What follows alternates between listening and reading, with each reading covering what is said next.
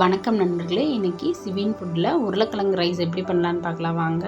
அதுக்கு ஒரு கடாயில் 3 டீஸ்பூன் ஆயில் சேர்த்துட்டு, ஆயில் சூடானதுமே உளுந்து சேர்த்துக்கலாம். உளுந்து சேர்த்து பொரிஞ்சதும் சீரகம் சேர்த்துக்கலாம். சீரகம் சேர்த்து பொரிஞ்சதும் கடுகு சேர்த்துக்கலாம்.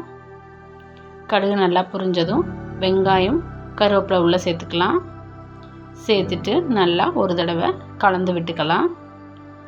வெங்காயம் நல்லா வதங்கினதுக்கப்புறமா அது கூட இஞ்சி பூண்டு பேஸ்ட் சேர்த்துக்கலாம். சேர்த்துட்டு ஒரு தடவை நல்லா கலந்து விட்டுக்கலாம்.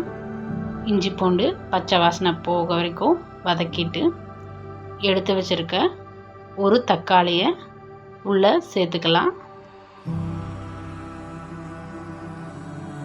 தக்காளியை சேர்த்துட்டு ஒரு தடவை நல்லா கலந்து விட்டுக்கலாம். தக்காளி நல்லா வேகட்டும்.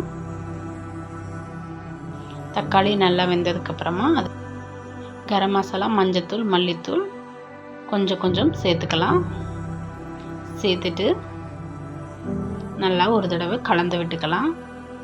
கலந்ததுக்கப்புறமா இது கூட காரத்துக்காக கொஞ்சம் பெப்பர் சேர்த்துக்கலாம். சேர்த்துட்டு அதை ஒரு தடவை கலந்து விட்டுக்கலாம். 2 மீடியம் சைஸ் உருளைக்கிழங்க பொடியாக கட் பண்ணி வேக வச்சு எடுத்து வச்சுருக்கேன். இந்த கப்பில் 1 கப் அளவுக்கு இருக்குது, உள்ளே சேர்த்துக்கலாம். சேர்த்துட்டு நல்லா ஒரு தடவை கலந்து விட்டுக்கலாம். கலந்து விட்டுட்டு இந்த ஸ்டேஜில் தேவையான அளவு உப்பு சேர்த்துக்கலாம். சேர்த்துட்டு நல்லா ஒரு தடவை கலந்து விட்டுக்கலாம். இப்போ சேர்த்துருக்க பொருள் எல்லாமே ஒரு டிஃபனுக்கு பேக் பண்ணுற அளவுக்கு இருக்கும். நல்லா ஒரு தடவை கலந்து விட்டுட்டு சாதம் சேர்த்துக்கலாம். சாதம் 1 கரண்டி அளவுக்கு சேர்த்துக்கலாம்.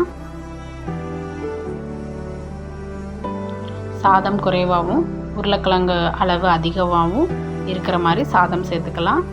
நல்லா சேர்த்துட்டு கிளறிக்கலாம். உருளைக்கிழங்கு சாதம் ரெடி. உங்களுக்கு பிடிச்சிருந்தா லைக் பண்ணி சப்ஸ்கிரைப் பண்ணிக்கோங்க. தேங்க்யூ ஃபார் வாட்சிங்.